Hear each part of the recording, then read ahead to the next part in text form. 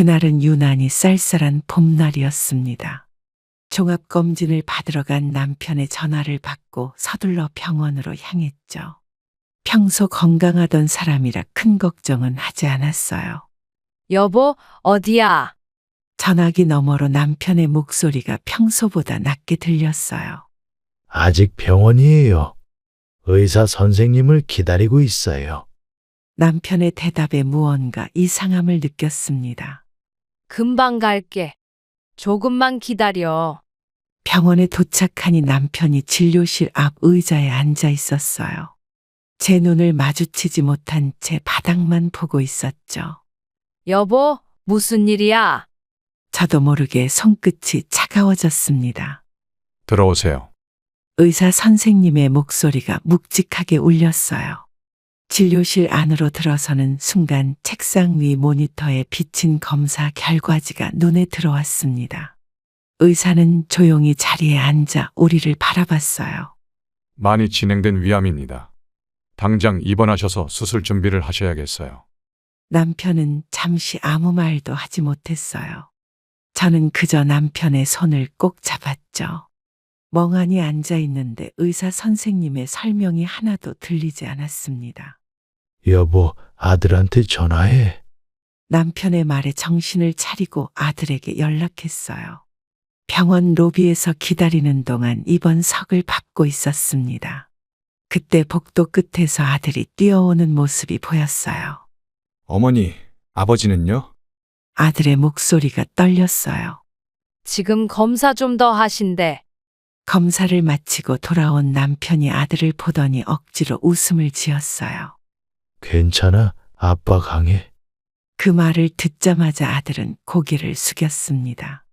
눈물을 감추려는 듯 황급히 복도 끝으로 걸어가니 벽에 기대어 어깨를 떨었어요. 저는 다가가 등을 쓸어주려다 멈췄습니다. 아들의 눈빛에서 슬픔보다 다른 감정이 느껴졌기 때문이죠. 입원실로 올라가는 엘리베이터 안은 조용했습니다. 아들은 자꾸 휴대폰만 쳐다보며 초조해 보였어요. 제 눈을 피하는 듯한 느낌도 들었죠. 아버지 사업장 일은 어떻게 되는 거예요? 갑자기 아들이 입을 열었어요. 지금 그게 중요하니? 저는 놀라서 아들의 표정을 살폈습니다. 아니, 그게 아니라 엘리베이터 문이 열리고 병실로 향하는 복도를 걸었습니다. 간호사가 남편의 상태를 설명하는 동안 아들은 계속 휴대폰을 들여다봤어요. 여기서 잠시만 기다리세요. 환자분 정리되면 들어가실 수 있어요. 간호사의 말에 고개를 끄덕였습니다. 병실에 도착하자마자 아들의 휴대폰이 울렸어요. 죄송합니다. 중요한 전화라서요. 아들은 밖으로 나가버렸고 저는 남편과 단둘이 병실에 남았죠. 남편이 서랍에서 장부를 꺼내보는 동안 저는 창밖만 바라보았어요. 해가 저물어 가고 있었습니다. 여보, 왜 이렇게 한숨을 쉬어? 남편의 물음에 창밖으로 시선을 돌렸어요. 아니에요. 그냥 조금 피곤해서. 혹시 아들 때문에? 남편은 저희 생각을 읽은 듯 했어요. 아니에요. 말을 채 끝내기도 전에 남편이 내 손을 꼭 잡았습니다. 항암 치료가 시작된 지 일주일째 되는 날이었습니다. 남편의 상태는 점점 나빠지고 있었어요. 밤마다 기침 소리가 병실을 채웠죠. 여보, 괜찮아요? 한밤중에 일어나 남편에게 물었어요. 괜찮아. 잠이나 더 자. 남편은 힘없는 목소리로 대답했습니다. 물이라도 드실래요? 아니, 이것부터 마저 봐야 해. 희미한 스탠드 불빛 아래에서 남편은 또 장부를 들여다보고 있었어요. 까슬까슬한 연필 소리가 정적을 깨고 간간히 한숨 소리가 나왔습니다. 아직도 이렇게나 남았네. 내일 보시죠. 지금은 좀 주무세요. 시간이 없어. 항암 치료로 머리카락이 빠지고 얼굴이 하얗게 변해가는 와중에도 그는 손에서 장부를 놓지 않았습니다. 간호사가 회진 시간을 알리러 올 때만 서랍 속에 넣어두었죠. 그때 휴대폰이 울렸어요. 화면에 아들의 이름이 떴습니다. 어머니, 오늘도 회사에 중요한 미팅이 있어서요. 벌써 일주일째야. 아버진 널 매일 찾으셔. 내일은 꼭 갈게요. 지금은 정말 급한 일이. 전화를 끊고 남편을 바라봤어요. 그는 이미 제 표정을 읽은 듯 했습니다. 또 뭐 돈데? 응, 미팅 있대. 그럴 수도 있지. 사업하는 게 쉽지 않아. 옆 침대 환자 보호자가 슬쩍 물었습니다. 아저씨, 무슨 작물을 그리 열심히 보세요? 자식 키우고 사업하다가 생긴 빚이요. 정리해 놓고 가야 해서. 그날 밤 남편이 잠든 줄 알고 장부를 치우려는데 손이 스쳤어요. 장부 귀퉁이가 젖어 있었습니다. 남편은 자는 척하고 있었지만 어깨가 미세하게 떨리는 게 보였어요. 다음 날 아침 항암 치료를 받으러 가기 전 남편이 저를 불렀습니다. 여보, 미안해. 갑자기 왜 그러세요? 당신한테 이런 짐을 지우게 해서. 얼른 나와서 같이 해결하면 되죠. 남편은 말없이 제 손을 잡았어요. 차가운 손이 미세하게 떨리고 있었습니다. 간호사가 링거를 갈러 들어왔을 때 남편은 처음으로 장부를 덮었습니다. 서랍에 넣으려는데 손에서 힘이 빠져 바닥에 떨어졌어요. 흩어진 종이를 주우면서 작은 쪽지 하나가 발견됐습니다. 낯익은 남편의 글씨체였어요. 여보 미안해요. 당신만 믿을 수 있어서 라고 적혀 있었죠. 여보, 이게 뭐예요? 쪽지를 남편에게 보여주었어요. 그냥 생각나서 적어둔 거야. 언제 이런 걸 썼어요? 며칠 전이야. 중요한 건 아니니까 신경 쓰지 마. 항암 치료 3개월 차였습니다. 의사 선생님은 더 이상의 치료가 무의미하다고 했지만 저는 매일 아침 남편의 링거병을 바라보며 기도했어요. 여보, 저기 서랍 좀 열어줘. 어디요? 저 첫 번째 서랍. 서랍을 열자 낡은 장부 밑에서 하얀 봉투가 보였어요. 그동안 보지 못했던 봉투였습니다. 저 봉투 좀 꺼내주겠어? 이거요? 이제 때가 된 것 같아. 봉투 안에는 누렇게 변색된 명함 한 장이 들어 있었습니다. 영식 건설 대표 김영식이라고 적혀 있었어요. 이게 뭐예요? 의아해하며 물었습니다. 내 오랜 친구 영식이야. 대학 동기. 남편의 말끝이 흐려졌어요. 산소 호흡기 때문에 말하기가 힘들어 보였습니다. 그는 잠시 숨을 고르더니 다시 말을 이었어요. 만약에 경우를 대비해서 이 친구를 꼭 찾아가. 남편이 고개를 돌려 창밖을 바라봤어요. 옅은 햇살이 병실을 비추고 있었습니다. 이따금 복도를 지나가는 발자국 소리만이 정적을 깨뜨렸죠. 무슨 말씀이세요? 이제 곧 퇴원하실 건데. 남편은 제 말을 끊듯이 고개를 저었어요. 힘겹게 손을 들어 봉투를 제 손에 쥐어주었습니다. 이 친구가 요즘 잘 나가. 말을 잇지 못하고 기침을 하는 남편의 등을 두드려 주었어요. 내가 예전에 많이 도와줬어. 지금 그 친구 사장 됐다고. 간호사가 링거를 갈러 들어왔습니다. 남편은 말을 멈추고 눈을 감았어요. 피곤해 보이는 얼굴이었지만 오랜만에 편안해 보였죠. 밤이 되자 남편이 다시 저를 불렀어요. 이번에는 목소리가 조금 더 또렷했습니다. 지금은 큰 회사 사장이야. 내가 어려울 때 그 친구 보증도 서주고 사업 자금도 빌려줬지. 처음 듣는 이야기였어요. 남편은 한 번도 자신이 남을 도와준 걸 말한 적이 없었습니다. 그래서 그 친구한테 부탁했어. 당신 도와달라고. 영식 씨가요? 그래. 나 없을 때 꼭 찾아가. 그런 말씀 마세요. 곧 나으실 거잖아요. 그제야 이 봉투가 무슨 의미인지 알 것 같았어요. 남편의 마지막 부탁이었습니다. 하지만 그때는 그 말의 무게를 온전히 느끼지 못했어요. 의사가 아침 일찍 병실에 들어왔습니다. 표정이 무거웠죠. 검사 결과가 좋지 않습니다. 암이 너무 많이 전이되었어요. 그럼 어떻게 해야 하나요? 더 이상의 치료는 무의미할 것 같습니다. 편안하게 계실 수 있도록 통증 관리에 집중하는 게 좋겠어요. 남편은 이미 예상했던 듯 담담하게 의사의 말을 들었습니다. 저는 병실 밖으로 나와 화장실에서 한참을 울었어요. 여보, 괜찮아? 병실로 돌아오자 남편이 물었습니다. 네, 괜찮아요. 선생님이 뭘 하셨어요? 알잖아. 이제 시간이 얼마 안 남았대. 침대 옆에 앉아 남편의 손을 잡았어요. 그의 손은 차갑고 마르고 약해져 있었습니다. 저 혼자 어떻게 살아요? 참았던 눈물이 결국 흘러내렸어요. 그래서 영식이한테 부탁한 거야. 당신 혼자 두고 가기가 너무 미안해서. 남편의 말에 더 이상 눈물을 참을 수 없었습니다. 그는 제 손을 꼭 쥐었어요. 이 봉투 꼭 간직하고 있다가 내가 없으면 영식이 찾아가. 알았지? 네, 알았어요. 창밖으로 저녁 노을이 들어왔어요. 붉은 빛 속에서 남편은 겨우 베개에 기대 놓은 채 천장을 바라보고 있었습니다. 내가 잘할게요. 걱정 마세요. 남편의 눈가에서 눈물이 흘러내렸어요.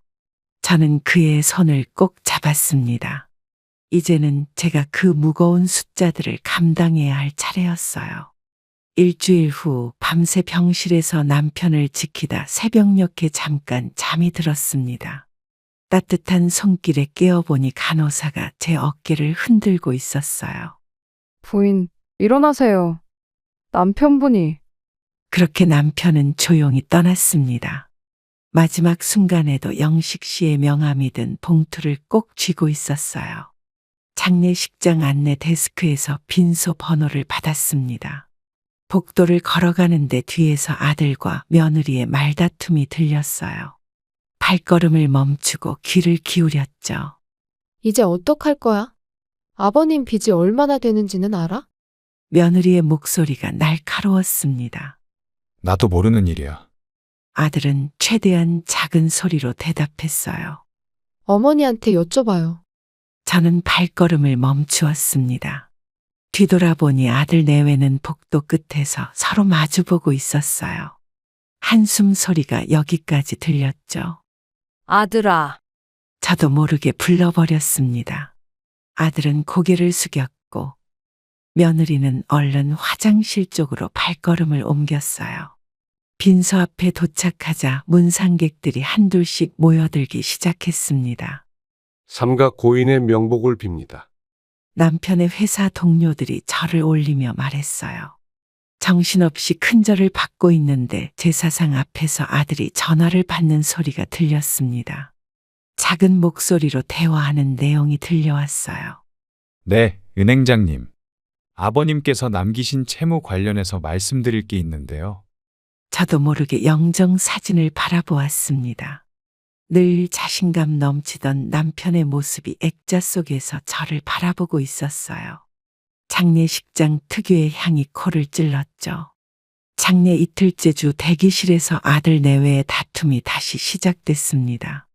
차타임에 잠깐 나왔다가 들은 건데 다들 듣지 않게 조용히 이야기하려고 애쓰는 모습이었어요. 어머님께 여쭤보자니까. 며느리가 다시 강하게 말했습니다. 내가 물어볼게. 아들은 한숨을 내쉬었어요. 어머님, 아버님이 남기신 빚이 얼마나 되나요? 방금 전까지 조문객 앞에서 울던 며느리의 목소리가 갑자기 날카로워졌습니다. 불편한 침묵이 흘렀어요. 지금 물어볼 때니? 그들의 대화를 더는 듣고 싶지 않아 말했습니다. 언제 물어보겠어요? 나중에 채권자들이 들이닥치면 그때 얘기할까요? 저는 영정 사진만 바라보았습니다. 돈 이야기가 오가는 동안 남편의 미소가 쓸쓸해 보였어요. 장례식장 밖에서는 늦가을 비가 내리고 있었죠. 밤이 늦어지자 문상객이 줄어들었습니다. 빈소에는 저와 아들, 며느리만 남았어요. 아들이 조심스레 입을 열었습니다. 어머니, 아버지가 남기신 통장이나 장부는 어디 있어요? 그건 내가 알아볼게. 저는 차분하게 대답했어요. 하지만 어머니, 아들이 말을 이으려 했습니다. 네 아버지 가시고 채 일주일도 안 됐는데 그게 그렇게 궁금하니? 아들은 말없이 자리를 피했고 며느리는 한숨을 쉬며 따라 나갔습니다. 빈소에 혼자 남아 향을 피우는데 제사상 꽃이 시들어가고 있었어요. 아침부터 성실을 차리고 있었습니다. 남편이 없는 첫 명절이라 혼자서 차례상을 준비하고 있었어요. 전화기는 계속 꺼놓은 채로 두었죠. 여보, 이번엔 내가 차례상을 차릴게요. 남편 사진을 보며 중얼거렸습니다. 어떻게 챙겨야 하나? 혼자 말하며 마당에 참깨를 널었어요. 바람에 날리지 않게 덮어두고 있는데 현관 초인종이 울렸습니다. 누구세요? 대답이 없었어요. 다시 한번 물었죠. 혹시 아들이니? 그때였습니다. 문을 열자 검은 양복을 입은 남자 셋이 현관문 앞에 서 있었어요. 김철수 씨 사모님 되시죠? 모르는 사람이 제 이름을 부르자 몸이 굳었습니다. 네, 근데 누구? 저희는 대부업체에서 나왔습니다. 고인께서 남기신 채무금으로 찾아뵀습니다. 순간 다리에 힘이 풀렸어요. 마당에 널어둔 참깨가 바람에 날리는 것도 모른 채 그대로 현관문을 닫아버렸습니다. 사모님, 열어주시죠. 이야기 좀 나눕시다. 문 밖에서 노크 소리가 계속됐어요. 저는 그저 벽에 기대어 서 있었습니다. 사모님, 며칠 전부터 연락드렸지 않습니까? 이제 만기가 지났으니. 부엌에서 송편 삶는 냄새가 났습니다. 솥뚜껑을 닫지 못한 채 나온 터라 물이 넘치고 있었겠죠. 하지만 부엌으로 갈 수가 없었어요. 오늘 하루만 시간을 주십시오. 떨리는 목소리로 말했습니다. 문 밖의 남자들은 잠시 속삭거리더니 답했어요. 다음 주까지 기다리겠습니다. 그때까지 연락이 없으시면 알아서 하세요. 발자국 소리가 멀어져 갔습니다. 그제야 숨을 내쉴 수 있었어요. 부엌으로 가보니 송편 삶던 물이 넘쳐 가스레인지가 흠뻑 젖어 있었습니다. 전화기를 켰더니 아들의 부재 중 전화가 여러 통 와 있었어요. 음성 메시지를 확인했습니다. 어머니, 이번 추석은 처가에 가기로 했어요. 죄송합니다. 저는 남편이 남긴 영식 씨의 명함을 꺼내 들었습니다. 이제는 정말 그를 찾아가야 할 때가 된 것 같아요. 영정 사진 앞에서 중얼거렸어요. 보험회사 문을 나서는 발걸음이 무거웠습니다. 10군데가 넘는 보험회사를 찾아다녔지만 답은 모두 같았어요. 빈손으로 집에 돌아갈 수 없었죠. 죄송합니다만 고객님, 연세도 있으시고 담보도 없으신데. 마지막으로 방문한 보험 설계사가 조심스레 말을 꺼냈습니다. 그의 눈빛에서 연민이 느껴졌어요. 사모님, 솔직히 말씀드리면 갚기 위한 대출은 저희가 해드릴 수가 없어요. 제가 일을 하면 갚을 수 있는데요. 마지막 희망을 놓지 않으려 애썼습니다. 그래도 어려우실 것 같습니다. 혹시 따님이나 아드님은 안 계신가요? 고개를 숙인 채 보험회사를 나왔어요. 버스 정류장 벤치에 앉아 지나가는 차들을 바라보는데 가게의 유리창에 구인 광고가 눈에 띄었습니다. 야간 식당 주방보조 구함. 새벽 4시까지 근무 가능하신 분. 망설임 없이 가게 안으로 들어갔어요. 젊은 사장님이 제 이력서를 보더니 고개를 갸우뚱했습니다. 어머님, 힘드실 텐데 괜찮으세요? 괜찮아요. 제가 집에서도 늘 반찬 만들고 했으니까. 근데 밤늦게까지 일하셔야 하는데요. 그래도 괜찮습니다. 주방 가득 기름 냄새가 배어 있었어요. 설거지 싱크대는 녹이 슬어 있었고 바닥은 미끄러웠죠. 하지만 그런 건 문제가 되지 않았습니다. 일단 오늘부터 시작해 보시겠어요? 네, 감사합니다. 앞치마를 두르고 주방으로 들어섰습니다. 사장님이 기본적인 일들을 설명해 주었어요. 설거지랑 야채 손질이 주된 일이세요. 밤늦게 취객들이 많이 오는데 첫날 밤은 정신없이 지나갔습니다. 쉴 새 없이 들어오는 주문에 맞춰 그릇을 씻고 감자를 깎고 마늘을 다듬었어요. 손끝이 베이고 팔이 저려왔지만 멈출 수는 없었습니다. 새벽 4시 마지막 손님이 나가고 셔터가 내려갔어요. 허리를 펴는데 온몸이 쑤셨습니다. 거울에 비친 제 모습이 보였어요. 기름때와 음식 국물이 앞치마에 잔뜩 묻어 있었죠.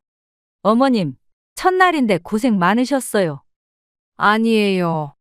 일할 수 있게 해주셔서 감사합니다. 월급은 매주 금요일에 현금으로 드릴게요. 더 좋은 자리 나시면 언제든. 이대로 계속하고 싶습니다. 새벽 공기를 가르며 집으로 걸어왔어요. 발걸음은 무거웠지만 주머니 속 5만 원짜리 한 장이 어떤 희망이 되어 주는 것 같았습니다. 집에 돌아와 보니 현관문 밑으로 종이 한 장이 들어와 있었어요. 사채업자가 남긴 독촉장이었죠. 하지만 이상하게도 더 이상 두렵지 않았습니다. 씻지도 못한 채 바로 이불 속으로 들어갔어요.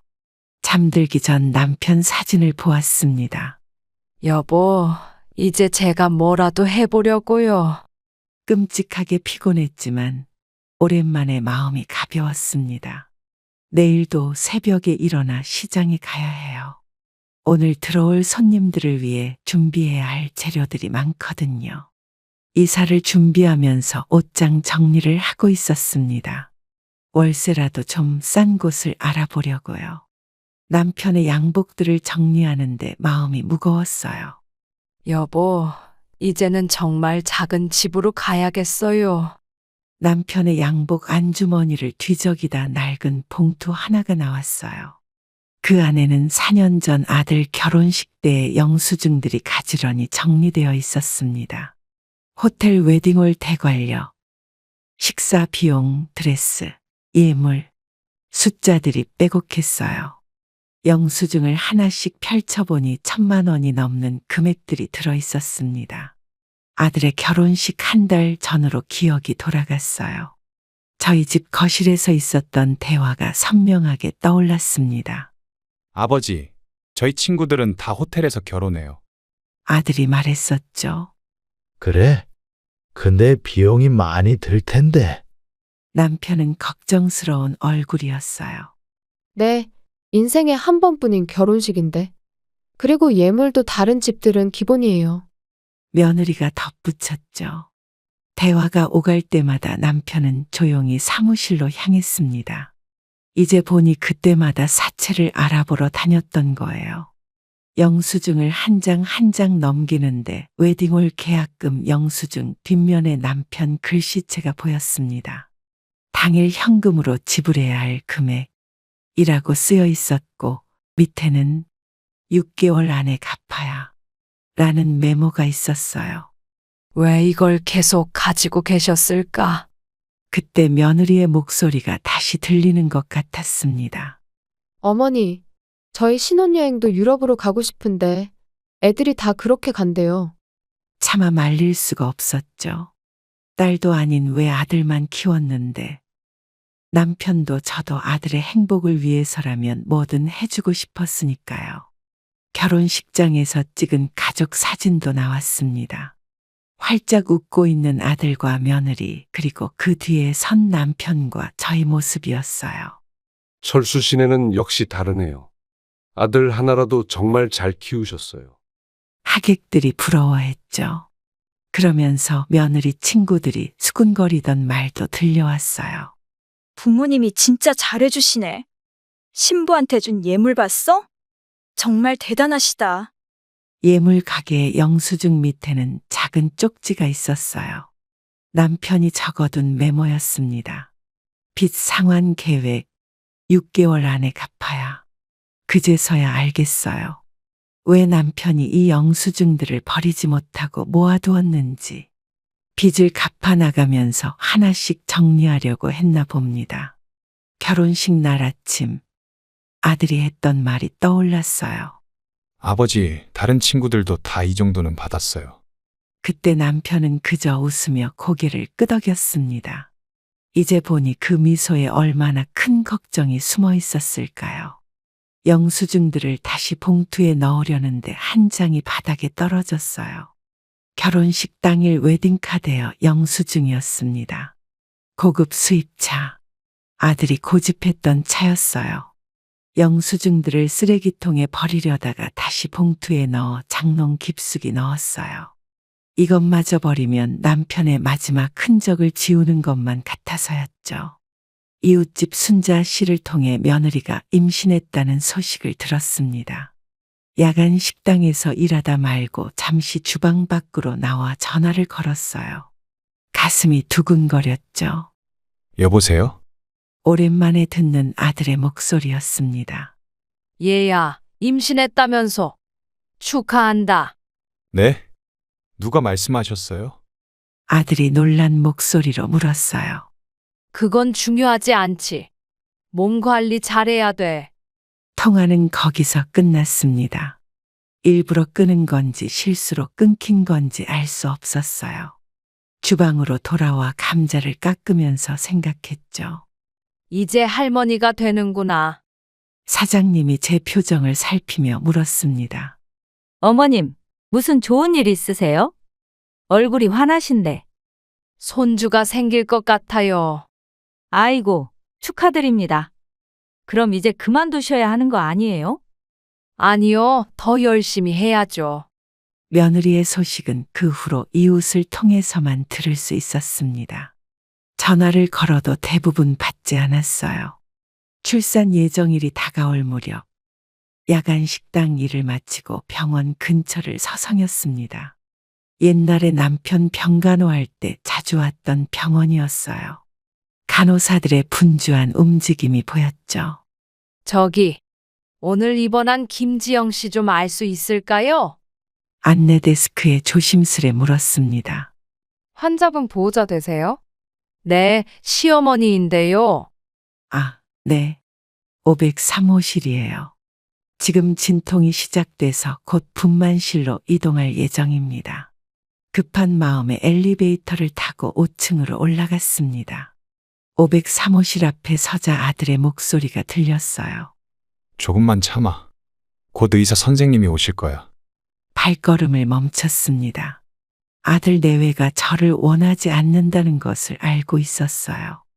병실 문 앞에서 망설이고 있는데 간호사가 분만실 카트를 밀고 왔습니다. 잠시만요. 지금 환자분 모시러 왔습니다. 문이 열리고 며느리가 카트에 실려 나왔어요. 얼굴이 창백했지만 예쁜 모습 그대로였습니다. 저는 기둥 뒤로 몸을 숨겼어요. 아들이 며느리의 손을 잡고 따라 나왔습니다. 둘 다 저를 보지 못했어요. 그들이 엘리베이터를 타고 내려간 후 병실 앞으로 다가갔습니다. 문 앞에서 아들 내외의 대화가 들렸어요. 어머니한테는 연락 안 했지? 당연하지. 지금 우리 처지에 아기 키우기도 버거운데 빚 갚아달라고 할까봐 연락 안 했어요. 물 한 모금도 마시지 못한 채 준비해 간 미역을 쓰레기통에 버리고 병원을 나왔습니다. 아침 햇살이 밝아오고 있었어요. 야간 식당으로 가는 버스를 타면서 생각했죠. 이제 내가 할 수 있는 건 멀리서 지켜보는 것뿐이구나. 일주일 후 며느리에게서 아기 사진이 담긴 메시지가 왔습니다. 어머님, 귀엽죠? 제가 찍었어요. 사진 속 아기는 자그마한 주먹을 쥐고 자고 있었어요. 주름진 이마와 도톰한 볼이 남편을 닮았더군요. 한참을 들여다보다 답장을 보냈습니다. 그래, 축하한다. 이름은 뭐라고 지었니? 그 답장은 오지 않았어요. 밤 12시가 넘은 시간, 조용한 거리를 걸으며 문득 아기 생각이 났어요. 이름도 모르는 손주를 언제쯤 다시 볼 수 있을까? 그런 생각으로 걷는데 사장님이 전해준 도시락이 가방 안에서 무거웠습니다. 어머님, 이 도시락 좀 가져가세요. 남은 거 치우시는 것보다 낫잖아요. 아니에요. 제가 치울게요. 손주도 있으시잖아요. 우리 가게 음식 맛있다고 하시더라고요. 거절할 수 없었어요. 그 도시락을 누구에게 전해줄 수도 없다는 걸 알고 있었지만 사장님의 따뜻한 마음을 뿌리칠 수 없었죠. 새벽거리는 조용하기만 했습니다. 간간히 택시만 지나가고 술 취한 사람들의 웃음소리가 멀리서 들려왔어요. 걷다 보니 아들이 사는 아파트가 보이기 시작했습니다. 저도 모르게 발걸음이 느려졌어요. 115호 창문에 불이 환하게 켜져 있었습니다. 새벽 2시가 다 되어 가는데 불이 켜져 있다니. 아기가 잠을 못 이루나 봐요. 며느리도 힘들겠죠. 아파트 경비실 앞 벤치에 앉았습니다.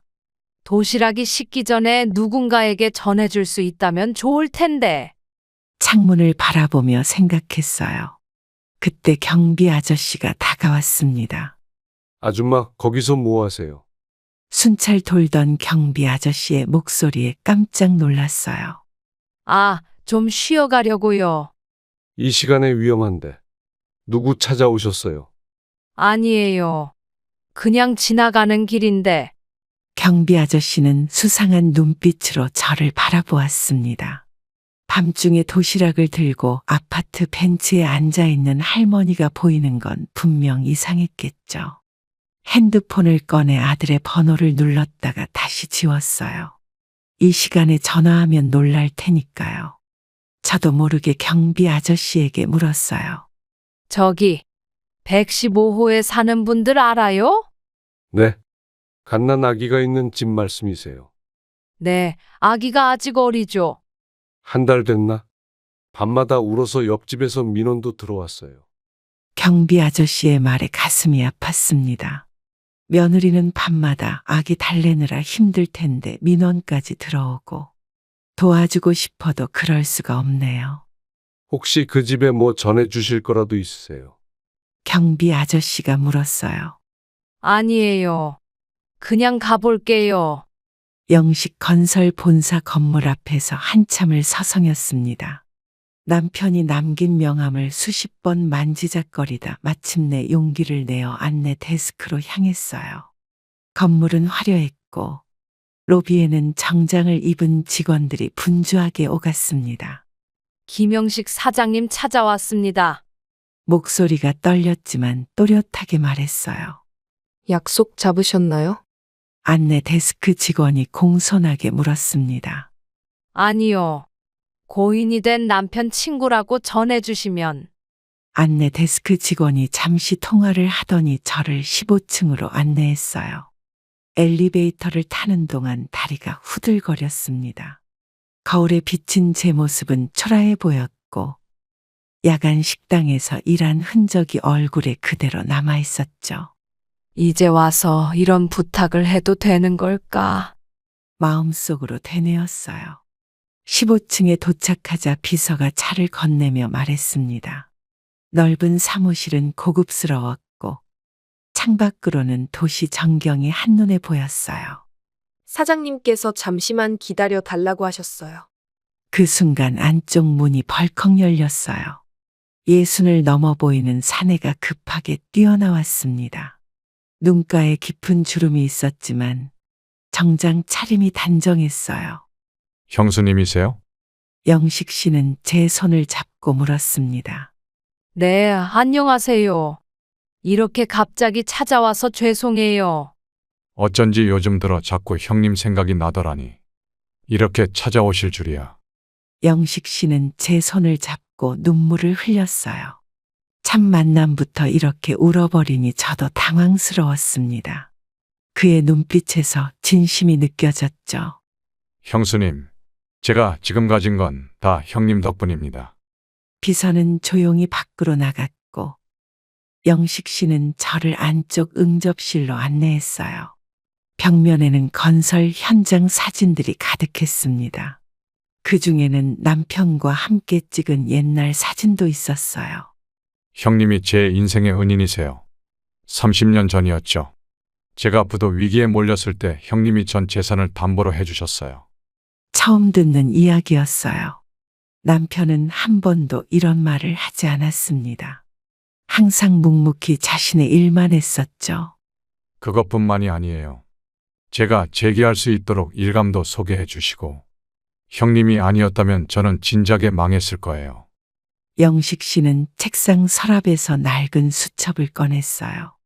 시간이 흘러도 정성스레 보관한 흔적이 역력했습니다. 이거 보세요. 형님이 해주신 것들 하나하나 다 적어뒀어요. 수첩을 펼치자 남편의 글씨체가 보였어요. 공사 도면과 메모들이 빼곡했습니다. 오랜 세월이 고스란히 담겨 있었죠. 형님 마지막으로 뵌 게 3년 전이었는데 그때 절 부르시더니 형수님 부탁한다고. 영식 씨의 목소리가 떨렸어요. 저는 조용히 가방에서 봉투를 꺼냈습니다. 남편이 이거 전해주라고 했어요. 손이 떨렸지만 봉투를 내밀었어요. 영식 씨가 소개해준 상가 건물 앞에 섰습니다. 바쁘게 오가는 사람들 사이에서 작은 가게들이 즐비했죠. 여기가 그 자리예요. 영식 씨가 작은 철문 앞에서 열쇠를 꺼냈습니다.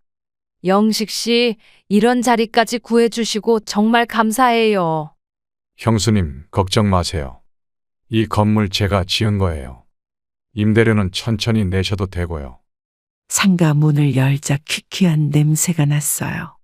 오랫동안 비어있던 공간이었지만 제 눈에는 희망이 보이는 것 같았습니다. 먼지 쌓인 바닥과 낡은 선반들 그리고 구석에 쌓인 상자들이 눈에 들어왔어요. 야간 식당에서 배운 음식 솜씨로 반찬 가게를 해보면 어떻겠냐는 생각이 들었어요. 영식 씨가 창문을 열며 말했습니다. 반찬 가게요? 처음 들어보는 제안에 놀랐어요. 네, 요즘 맞벌이 가정이 많아서 반찬 가게가 잘 된다고 하더라고요. 지하 상가 안으로 들어섰습니다. 비어있는 점포 안은 어둡고 칙칙했지만 제 눈에는 새로운 시작이 보였어요. 얼마 전까지 야간 식당에서 일하던 제가 이제는 제 가게를 갖게 된다니 믿기지 않았습니다. 형수님 반찬 솜씨가 좋다고 들었어요. 영식 씨가 말했어요. 누구한테요? 형님이요. 늘 자랑하셨어요. 그리고 혹시 우리 직원들 점심 도시락도 맡아주시면 좋겠는데. 정말요? 네, 처음엔 10명 정도부터 시작하시죠. 가게 천장에 전등을 켜자 먼지가 훅 내려왔습니다. 쓸고 닦아야 할 게 많아 보였어요. 벽지도 교체해야 하고 바닥도 새로 시공해야 할 것 같았습니다. 수리는 제가 다 해드릴게요. 형수님은 반찬 준비만 하세요. 영식 씨의 말에 코끝이 찡해졌어요. 남편이 이 사람을 도왔다고 했는데 그 은혜를 이렇게 갚아주다니. 마음이 따뜻해졌습니다. 일주일 후 드디어 가게 문을 열었습니다. 인내 반찬이라고 쓴 간판도 달았어요. 진열대에는 제가 만든 반찬들을 차곡차곡 놓았죠. 김치, 장조림, 멸치볶음 등 야간 식당에서 배운 솜씨를 살려 밤새 준비했습니다. 어머, 이 김치 좀 봐. 색깔이 예쁘네. 지나가던 아주머니가 들어오셨어요. 처음 오셨네요. 구경하세요. 첫 손님의 가슴이 뛰었습니다. 얼마예요, 이거? 아주머니가 김치를 가리키며 물었어요. 10,000원이에요. 이렇게 푸짐하게 담아주시고 10,000원이요? 처음이라 서비스 좀 드렸어요. 그날 첫 매출은 10,000원이었습니다. 김치와 멸치볶음 2개가 팔렸어요.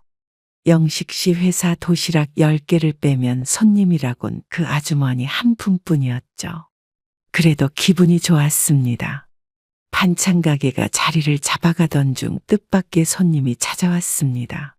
오전부터 바빴던 터라 문 열리는 소리에 고개도 들지 않고 인사했어요.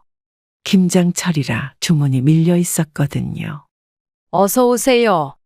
어머니, 익숙한 목소리에 고개를 들었습니다. 며느리였어요. 여전히 예쁘장한 얼굴이었지만 전보다 훨씬 야위어 보였습니다. 마른 입술을 물고 서 있는 모습이 어색해 보였어요. 어쩐 일이니? 김치통을 내려놓으며 물었습니다. 장사가 잘 되시나 봐요. 며느리는 진열대를 둘러보며 천천히 가게 안으로 들어왔어요. 손님들이 드나드는 틈을 노린 듯 했습니다. 그녀의 눈빛이 불안해 보였어요. 무슨 일이 있구나 싶었죠. 그래, 요즘은 좀 나아졌어. 평소보다 더 냉정하게 말이 나왔어요. 저희가 사업 자금이 필요해서요. 역시 돈 때문이었습니다. 손에 들고 있던 김치통을 진열대에 내려놓았어요. 숨이 턱 막히는 느낌이었지만 표정 관리를 했습니다. 몇 달 전까지만 해도 이런 상황이 올까봐 두려워했는데 막상 닥치니 마음이 차분해졌어요. 어머니, 저희가 그동안 잘못했습니다. 처음 듣는 사과의 말이었지만 왠지 마음에 와닿지 않았습니다. 김치 국물이 앞치마에 묻어 있는 걸 보고 있는데 며느리가 다시 말을 이었어요. 2천만 원만 빌려주세요. 꼭 갚을게요. 갑자기 다짜고짜 빌려달라고? 놀라서 되물었습니다. 어머니도 이제 장사가 잘 되시잖아요. 진열대 위 반찬들이 눈에 들어왔어요. 새벽부터 일어나 하나하나 정성 들여 만든 것들이었죠. 야간 식당에서 배운 솜씨로 시작해 이제는 단골도 생기기 시작했어요. 며느리는 제 침묵을 무겁게 받아들였나 봅니다. 제발 이번 한 번만 도와주시면. 너네 아버지 돌아가셨을 때는 어디 있었니? 참았던 말이 터져 나왔어요. 그건 며느리의 얼굴이 굳었습니다. 병원비 걱정할 때는, 장례 치를 때는 어디 있었어? 손님이 들어오셨습니다. 며느리는 급히 구석으로 물러났어요. 얼굴이 창백해 보였습니다. 멸치볶음 주세요. 네, 얼마나 드릴까요? 손님의 주문을 받으면서도 가슴이 쿵쿵 뛰었습니다. 지금껏 참아왔던 감정이 복받쳐 올라왔어요. 아줌마, 오늘 김치는 다 팔렸나요? 네, 조금 있다가 새로 나올 거예요. 손님이 나가고 나자 며느리가 다시 앞으로 나왔습니다. 눈가가 붉어져 있었어요. 뭔가 말하려는 듯했지만 제가 먼저 입을 열었습니다. 미안하다는 말이 늦었구나. 이제는 내가 안 된다고 할 차례야. 며느리의 얼굴이 굳어졌어요. 아마 이런 반응은 예상하지 못했나 봅니다. 지금까지 저는 항상 다 들어주는 어머니였으니까요. 장사가 잘 되신다고 들었는데. 억울한 듯 말했어요. 그래, 잘 돼. 근데 그건 내 돈이야.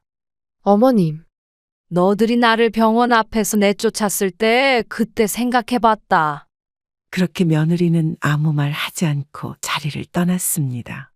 어느 날 갑자기 손주 돌잔치를 한다며 아들 내외에게서 연락이 왔습니다. 저녁이 되어 가게 문을 닫으려는데 핸드폰이 울렸습니다. 화면에 뜬 이름은 며느리였어요. 한참을 망설이다 전화를 받았습니다. 초대장 받으셨죠? 며느리의 목소리가 경직되어 있었어요. 방금 봤다. 되도록 감정을 드러내지 않으려 했습니다. 이번에 호텔에서 하거든요. 돈 이야기부터 하는 거니? 현금으로 준비하시는 게 좋을 것 같아요. 믿을 수 없었어요. 첫 손주의 돌잔치 초대장을 보내고는 축의금 이야기부터 꺼내다니 목구멍까지 올라온 말을 삼켰습니다. 얼마 정도? 말을 잇지 못하고 물었어요. 보통 100만 원 정도는 하시더라고요. 망설임 없이 답했습니다. 진열대에 올리려던 김치통을 그대로 내려놓았어요. 숫자를 듣자 귀가 따가웠습니다. 지금 겨우 가게가 안정되기 시작한 상황에서 100만 원이라니. 아직도 남편이 남긴 빚을 갚아나가고 있는데 말이죠. 알았다. 일단 끊어. 네, 고맙습니다. 더 이상 말을 잇지 못하고 전화를 끊었습니다. 초대장을 다시 펼쳐보니 호텔 연회장 약도가 그려져 있었어요. 남편과 함께 갔던 호텔이었습니다. 아들 결혼식 때 빚을 내서 예물을 해주고 신혼여행을 보내준 그곳. 그때부터 시작된 빚이 아직도 남아있는데 말이에요. 단골 손님이 들어오셨습니다. 억지로 미소를 지었어요. 아줌마, 오늘은 왜 이렇게 표정이 안 좋으세요? 아니에요. 멸치볶음 새로 했는데 한번 보세요. 손님은 멸치볶음을 살피시다가 제 앞에 놓인 초대장을 보셨어요. 분홍색 봉투가 눈에 띄었나 봅니다. 어머, 손주 돌잔치 하시나 봐요? 네, 근데 목소리가 떨려 말을 잇지 못했습니다. 왜 이렇게 기운이 없으세요? 기쁜 일이잖아요. 그렇게 말하는 손님에게 대충 둘러대고 주방으로 들어왔습니다. 아침부터 삶아둔 콩나물을 무치면서 생각에 잠겼어요. 손주의 첫 돌이라. 정말 가고 싶긴 했지만 이렇게 돈부터 요구하는 모습에 마음이 상했습니다. 밤이 되자 답장 문자를 보냈어요. 미안하다. 못 가겠구나. 며느리의 답장은 바로 왔습니다. 그럼 답례품만 보내주세요. 그 문자를 읽는 순간 마음이 싸늘해졌습니다. 손주의 첫돌을 보지 못하는 게 서운하기도 했지만 한편으로는 후련했어요. 이제는 더 이상 돈 봉투를 들고 쪼그리고 앉아 아들 내외의 눈치를 볼 필요가 없다는 생각에 말이죠. 반찬 가게에 자주 오는 할머니들과 친해졌습니다. 오늘도 어김없이 오후 3시 손님이 뜸한 시간에 그분들이 찾아오셨어요. 세 분 모두 제 또래로 남편을 먼저 보낸 처지가 같았죠. 영감 제사 지내려고 오징어채 사러 왔어. 홍순이 할머니가 가게에 들어서며 말씀하셨습니다. 얼마나 필요하세요? 진열대에서 오징어채를 꺼내며 물었어요. 조금만 줘. 혼자 먹을 거야. 제사상을 차리시는데 아들들이 안 와요? 궁금해서 물었습니다. 아이고, 다들 바쁘다고 그러네. 홍 할머니는 한숨을 쉬셨어요. 그때 김명자 할머니가 들어오셨습니다. 양손에는 막걸리 2병이 들려 있었어요. 평소 꼿꼿하게 다니시던 분인데 오늘은 조금 힘이 없어 보였습니다. 이거 한잔하면서 이야기 좀 하자. 김 할머니가 막걸리를 들어 보이셨어요. 가게 뒤편에 작은 평상이 하나 있었습니다. 거기서 종종 단골 할머니들과 막걸리 한 잔씩 나누곤 했어요. 오늘은 특별히 일찍 가게 문을 닫기로 했습니다. 명자야, 니는 아들하고 연락해. 홍 할머니가 막걸리 잔을 들며 물으셨어요. 끊은 지 오래야. 돈 빌려달라는 전화만 오는 걸 받았다가 큰일 나. 평상 위에 김치 한 접시를 내놓았습니다. 둘러앉은 할머니들의 표정이 무거웠어요. 이런 시간이 때론 치유가 되는 것 같습니다. 비슷한 아픔을 나누는 시간이니까요. 우리 아들은 결혼하고 나서 얼굴도 안 비추더니. 김 할머니가 말끝을 흐렸습니다. 그때 정옥순 할머니가 오셨어요. 평소에는 늘 깔끔하게 차려 입으시던 분인데 오늘은 머리도 못 빗으신 것 같았어요. 정수가 무슨 일이 있었어? 제가 걱정스레 물었습니다. 며느리가 이혼한다네. 손주를 데리고 나가버렸어. 할머니들은 한동안 아무 말도 하지 않았습니다. 막걸리 잠만 돌았어요. 이런 침묵이 때로는 위로가 됩니다. 다들 비슷한 상처를 안고 살아가고 있으니까요. 사장님은 어떠세요? 정 할머니가 조심스레 물으셨어요. 저야 뭐 반찬 파는 재미로 살죠. 아들 소식은 없고? 고개를 젓자 할머니들이 다들 아시는 듯 말씀하셨어요. 그들의 눈빛에서 공감이 느껴졌습니다. 내 아픔을 이해해주는 사람들이 생겼다는 것. 그게 얼마나 위로가 되는지요. 우리가 다 거기서 거기지. 자식 키워봤자야. 막걸리가 한 병 비워질 때쯤 이야기는 더 깊어졌습니다. 물기 어린 눈으로 서로의 이야기를 경청했어요. 한숨과 웃음이 교차하는 시간이었죠. 나는 말이야, 이제 자식 생각 안 해. 홍 할머니가 단호하게 말씀하셨어요. 내가 버는 돈 내가 쓰고 살래. 맞아. 나도 그래. 할머니들의 이야기를 들으며 저도 고개를 끄덕였습니다. 우리는 모두 비슷한 아픔을 안고 있는 거였군요. 이제야 알겠어요. 혼자가 아니라는 것을, 더 이상 외롭지 않다는 것을. 사장님, 우리가 이제 새로운 가족이에요. 김 할머니의 말씀에 다들 웃음이 나왔습니다. 쓴웃음 같기도 하고 진짜 웃음 같기도 했어요. 하지만 분명한 건 그 웃음에 진심이 담겨 있다는 것이었습니다. 그나저나 우리 딸내미가 말이야. 새로운 이야기가 시작되었습니다. 오늘도 할머니들의 수다는 끝이 없었어요. 새벽 시간에 아들에게서 전화가 왔습니다. 반찬 가게 준비로 분주한 아침이었는데 갑자기 걸려온 전화에 놀랐어요. 아들이 제게 전화를 하는 일은 거의 없었거든요. 여보세요? 불안한 마음으로 전화를 받았습니다. 어머니, 가게에 계시죠? 지금 가게로 가고 있어요. 아들의 목소리가 급했어요. 이 시간에? 무슨 일이니? 잠깐 할 말이 있어서요. 곧 도착할 거예요. 전화가 끊겼습니다. 마늘을 다지다 말고 창밖을 내다보았어요. 아직 똥이 트기 전이었죠. 이런 시간에 아들이 오겠다는 건 분명 돈 때문일 거예요. 마음이 무거워졌습니다. 30분쯤 지났을까 가게 문이 열렸어요. 아들과 며느리가 함께 들어왔습니다. 둘 다 초조해 보였어요. 며느리는 저와 눈을 마주치지 못했죠. 어머니, 안녕하세요. 아들이 인사를 건넸어요. 얘들아, 이 시간에 웬일이니? 평소처럼 담담하게 물었습니다. 장사가 잘 되시나 봐요. 아들이 진열대를 둘러보며 말했어요. 반찬 준비하느라 정신이 없었지만 괜히 칼질 속도를 늦추며 대답했습니다. 아들의 얼굴에는 어떤 계획이 있다는 표정이 역력했어요. 그저 그래. 저희가 왜 왔는지 아시죠? 아들이 조심스레 말을 꺼냈어요. 저는 도마 위에 마늘을 계속 다졌습니다.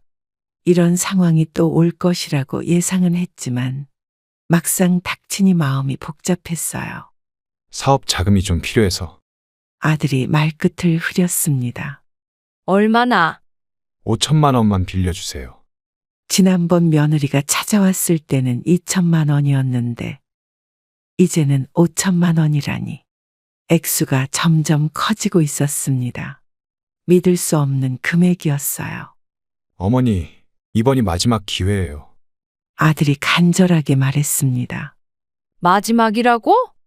비웃음이 나왔어요. 네. 이번에 잘 되면 어머니 돈 다 갚을 수 있어요. 며느리의 말에 웃음이 나왔습니다. 예전에도 똑같은 말을 했었죠. 그때마다 돈만 까먹고 아무것도 남지 않았어요. 안 된다. 이제는 안 돼.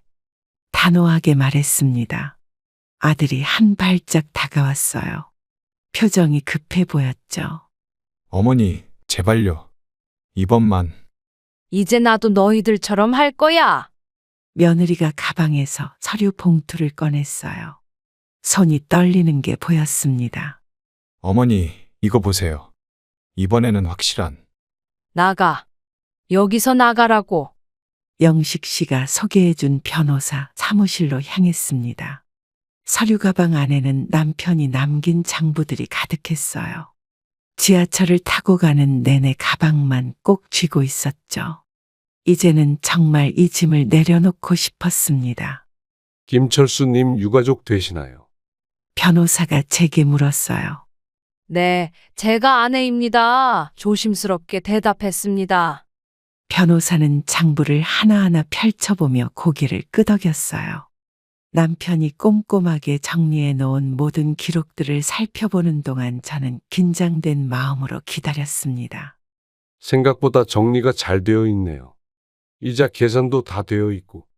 남편이 꼼꼼한 사람이었어요. 책상 위에 놓인 서류들을 하나씩 정리하면서 변호사가 설명을 이어갔어요. 말 한마디 한마디에 집중했습니다. 이건 제 새 삶을 위한 중요한 순간이니까요. 사채업자들이 불법으로 이자를 받아간 부분이 있어요. 이걸 바로 잡으면, 정말 해결될까요? 네, 영식 씨가 증인을 서 주시기로 했고, 사모님도 이제 안정적인 수입이 있으시니. 창밖으로 늦가을 햇살이 비쳤습니다. 사무실 벽에 걸린 시계가 11시를 가리키고 있었어요. 시간이 이렇게 빨리 흘렀나 싶었죠. 저기, 혹시 네, 말씀하세요. 이거 다 정리되면 제 통장에서 자동 이체되는 돈들도 멈추나요?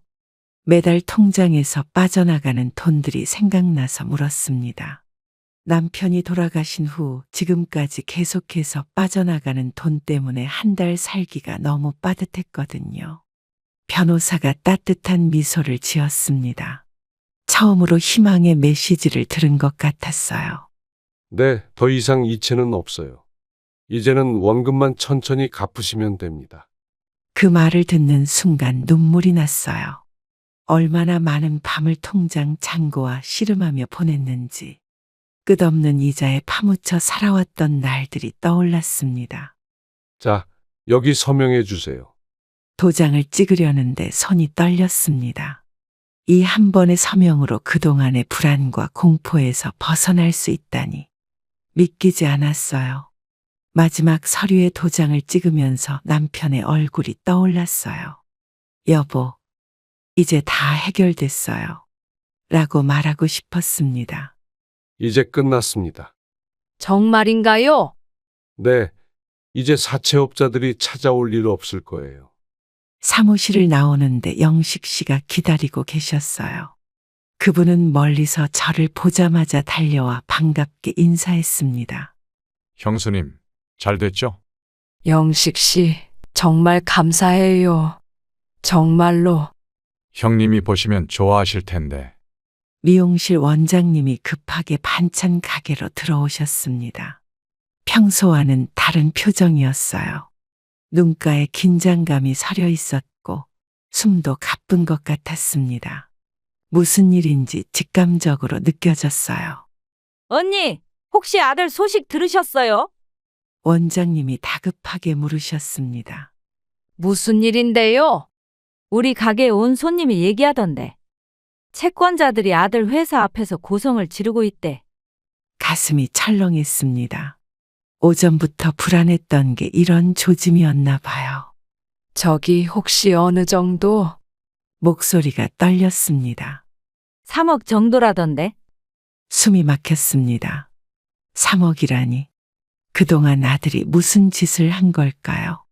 도시락을 건네고 주방으로 들어왔습니다. 전화기를 보니 부재 중 전화가 여러 통 있었어요. 모두 모르는 번호였어요. 손이 떨려 전화를 걸 수도 없었습니다. 어떻게 해야 할지 막막했어요. 밤새 잠을 이루지 못했습니다. 천장만 바라보며 생각했어요. 내가 도와주지 않으면 아들은 어떻게 될까? 그렇다고 이제 겨우 안정된 제 삶을 다시 위험에 빠뜨릴 수는 없었습니다. 복잡한 생각으로 밤을 지새우던 중 새벽에 문자가 왔어요. 어제 밤에 아들이 술에 많이 취해서 가게 앞에서 한참 서성이더니. 동네 슈퍼 주인의 메시지였습니다. 글자 하나하나가 제 가슴을 찔렀어요. 아들의 모습이 눈앞에 그려졌습니다. 그때 전화벨이 울렸어요. 김철수 님 어머님 되십니까? 낯선 목소리였습니다. 네, 맞습니다. 누구시죠? 경찰서입니다. 아드님이 지금 경찰서에 계신데요. 무슨 일이 있었나요? 술에 취해 소란을 피우셨다고. 서둘러 옷을 챙겨 입었습니다. 새벽 5시. 아직 어둠이 가시지 않은 시간이었어요. 택시를 잡아 타고 경찰서로 향했습니다. 차창 밖으로 보이는 새벽거리가 쓸쓸했어요. 경찰서에 도착해 취조실로 안내받았습니다. 아들은 구석에 웅크리고 앉아 있었어요. 술 냄새가 진동했고 꼬질꼬질한 옷차림이 제 마음을 아프게 했습니다. 아들아, 불렀지만 그는 고개를 들지 않았어요. 어머니, 이게 무슨 꼴이니? 제 목소리가 떨렸습니다. 죄송해요. 다 제가 잘못했어요. 아들의 어깨가 떨렸어요. 경찰서를 나오는데 해가 뜨기 시작했습니다. 아들을 부축한 채 택시를 잡았어요. 그의 몸에선 술 냄새가 진동했고 얼굴은 피곤함과 절망으로 가득했습니다. 집에 가자. 아들은 창밖만 바라보았습니다. 택시를 타고 가면서 아들의 이야기를 들었어요. 무리한 사업 확장, 잘못된 투자, 거래처의 부도, 모든 게 한꺼번에 무너져 버린 거였죠. 마치 도미노처럼 쓰러져 내리는 모습이 보이는 듯 했습니다. 며느리는 어디 있니? 조심스럽게 물었어요. 어제부터 연락이 안 돼요. 집에도 안 들어왔어요. 아들의 목소리가 떨렸습니다. 두고 간 짐은 없었고? 아니요.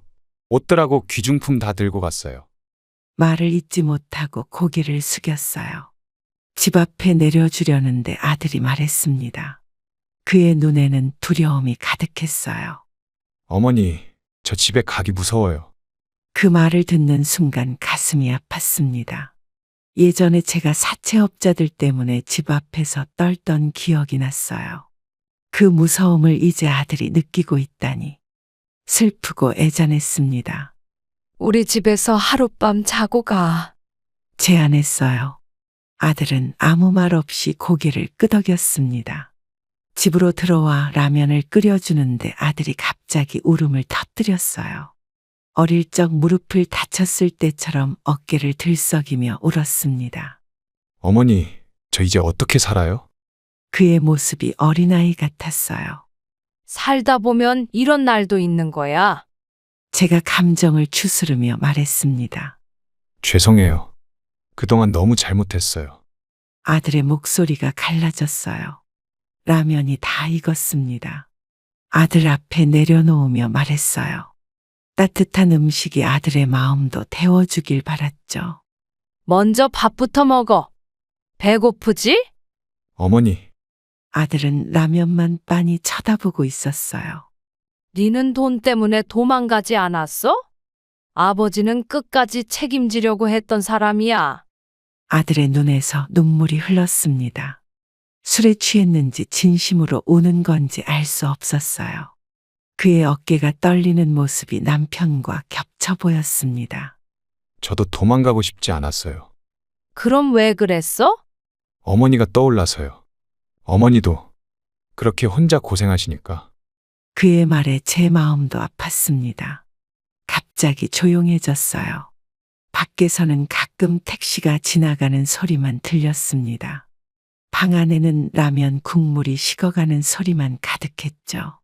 어머니, 저 이제 어떡하죠? 아들이 다시 물었어요. 처음부터 다시 시작하면 되지. 처음부터요? 아들이 고개를 들었어요.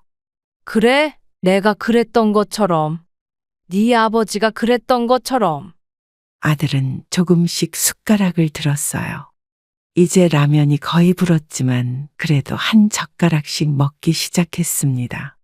그 모습이 어릴 적 밥을 먹던 아들과 똑같았어요. 어머니도 이렇게 힘드셨나요? 문득 아들이 물었습니다. 당연하지. 근데 봐라. 이렇게 반찬 가게라도 하면서 살고 있잖아. 아들이 새벽 5시에 일어나는 소리가 들렸습니다.